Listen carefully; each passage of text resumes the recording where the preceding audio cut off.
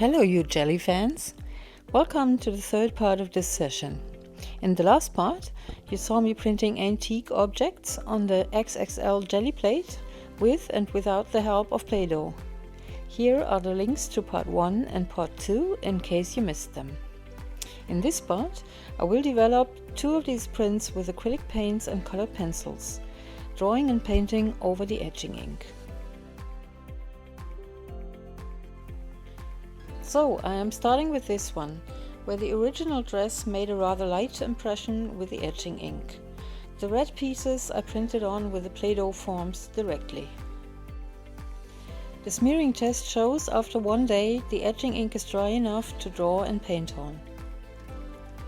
I am starting with the Pfennig, which was a small coin for the German currency D-Mark, back in the day before the euro came. Drawing shadows with a colored pencil in black.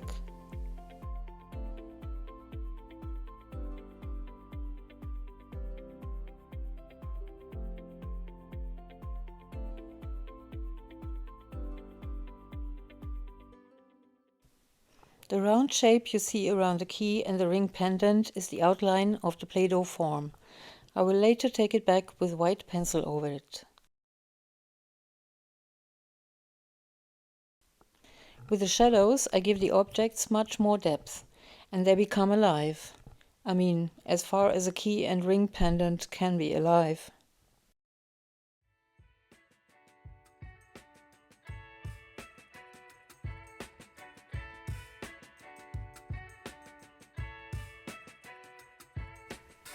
This is a lot of work, giving the lace details some shadows.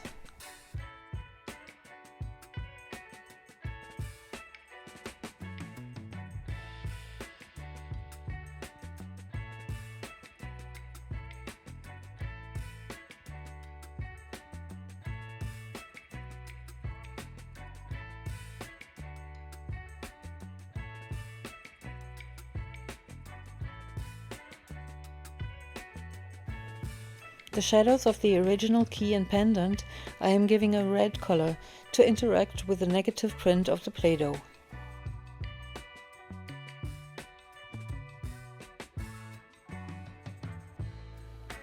These subtle black and white forms with the dress underneath almost look like an X-ray. Very interesting.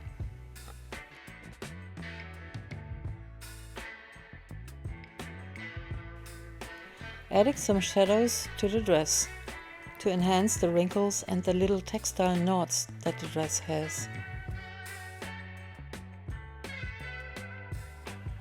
Here you can see that you can have the writing on your print in the readable direction if you print the Play-Doh form directly, as it is not mirrored by the Gelli plate once more. Herwa was a well-known German non-alcoholic drink in the 50s and 60s. It is still produced today, but of course not in the beautiful old bottle with the relief letters that I used for this piece. More shadows for the lace at the lower end of the dress.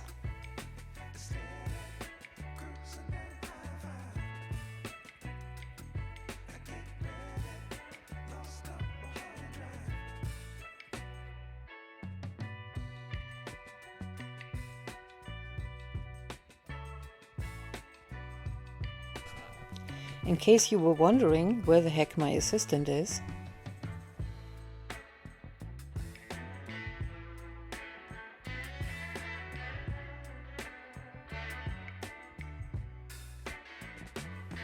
This little wing needs quite a bit of additional feather work.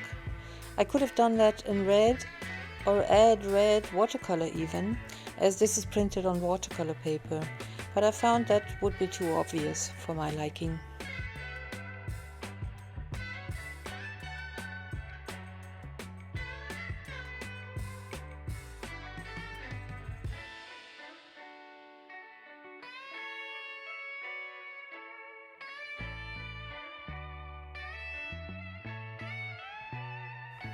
The ammonite is always a great printing object.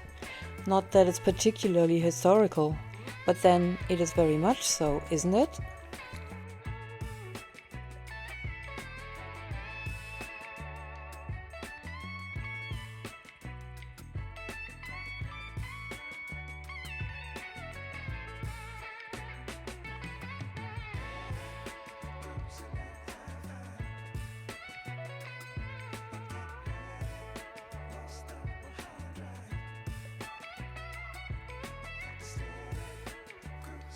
doing a little more work on the wrinkles. Here you can see that I lightened up the red around the key.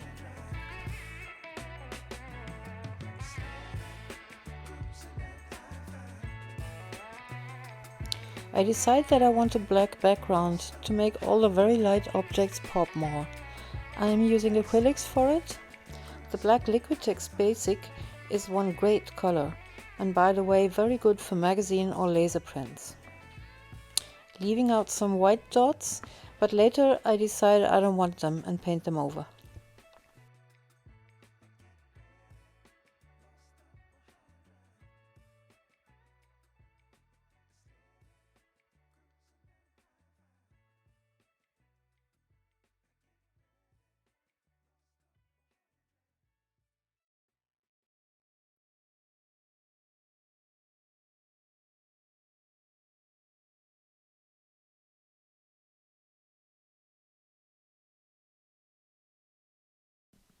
So this is it.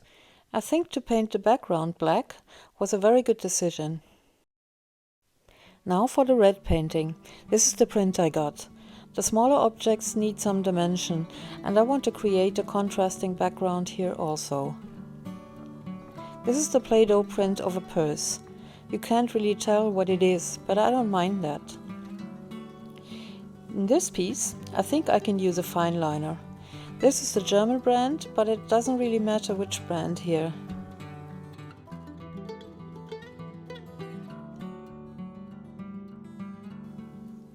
You can't really see the Haver ad here, but it's the wrong way around anyway. It's just a slight impression.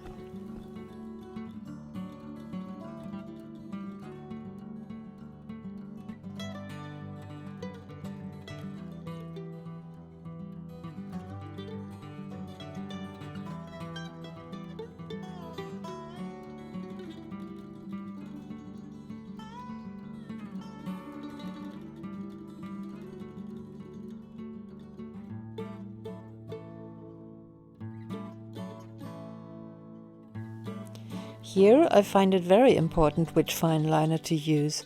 This one has the finest tip that I have and a consistent ink flow. The Micron though reacts sensitive to the etching ink after a while, and I've ruined quite some of them already.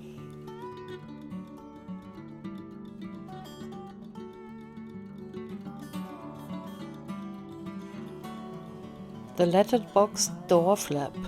By giving it some shadows to the inside, it looks as if it's floating above the red background.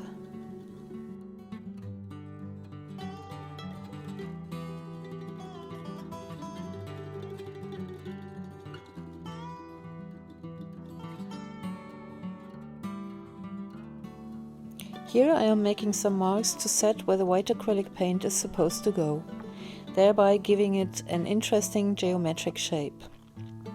Actually, it's not white, but beige, which goes better with the paper color underneath.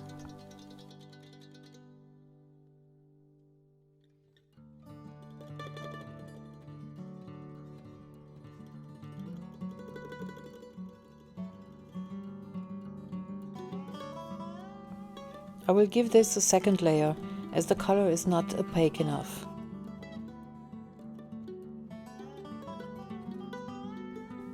By painting the background in an opaque color, I do not only add interest due to the black, red and white contrast. The best effect is that there is the flat, opaque, in contrast to the fine and partly transparent details. I am not sure if I explain this understandable in English, but I think you know what I mean.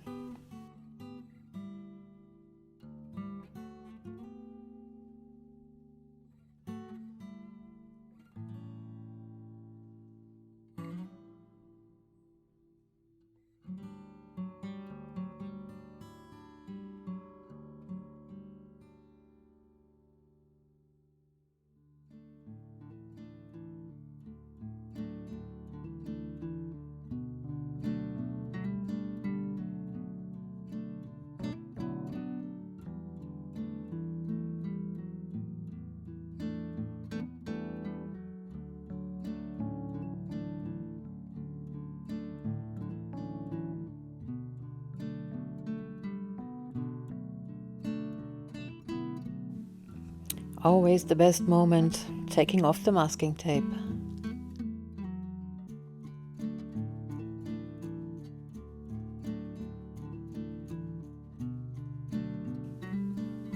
To enhance the impression that the dress is above the background, I draw with some white pencil as if you could see the background through the dress. I am also adding lace highlights as it is difficult to tell that this is even a dress.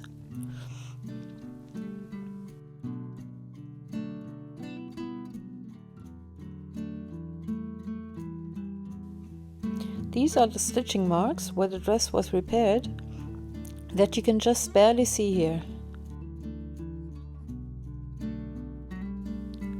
Adding a white shimmer to the background here too.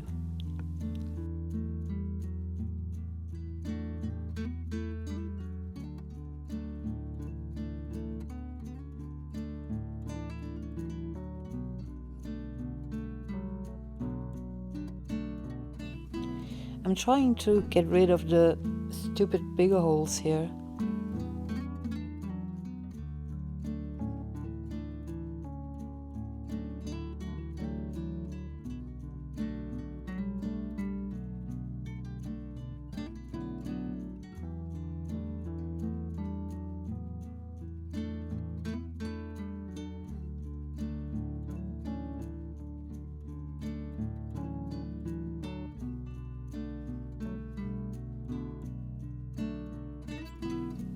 This is the end result.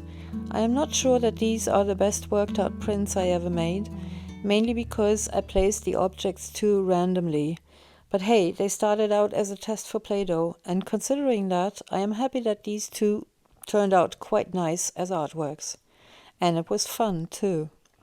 I hope you liked this too and feel inspired to try something similar. Thanks for watching. Please give me a thumbs up if you liked it, and consider subscribing to my channel so you won't miss anything that's coming from me in the future. Bye!